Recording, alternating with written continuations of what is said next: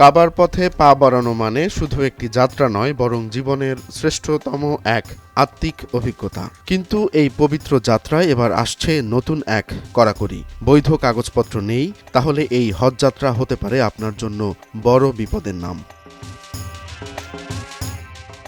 Saudi আরব সরকার এবার স্পষ্ট ভাষায় জানিয়ে দিয়েছে, পারমিট ছাড়া কোনো হজযাত্রী মক্কায় থাকতেই পারবেন না।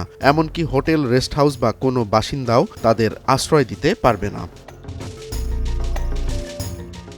এই সিদ্ধান্ত কার্যকর হবে 29 এপ্রিল থেকে, চলবে হজ শেষ না হওয়া পর্যন্ত।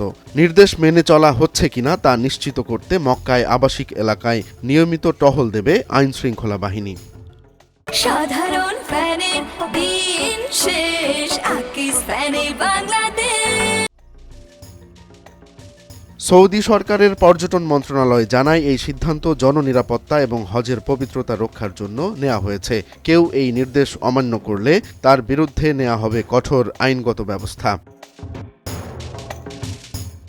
প্রতি বছর হজে অংশ নিতে সৌদিতে পাড়ি জমান লাখ লাখ মুসল্লি, কিন্তু দুঃখজনকভাবে তাদের মধ্যে অনেকেই বৈধ ভিসা ও পারমিট ছাড়াই প্রবেশ করেন সৌদিতে। কেউ কেউ আবার হজের পরেও থেকে যাওয়ার চেষ্টা করেন, যা এক প্রকার অবৈধ অভিবাসন।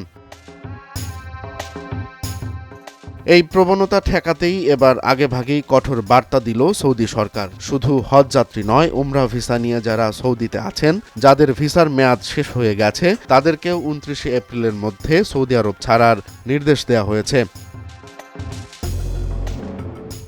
এমনকি স্থানীয় হোটেল মোটেল ব্যবসায়ীদেরও নির্দেশ দেওয়া হয়েছে, কোনোভাবেই নথিহীন হজযাত্রীদের থাকতে দেয়া যাবে না। কেউ এর ব্যত্যয় ঘটালে গুনতে হবে বড়সড় জরিমানা, যেতে হবে জেলেও।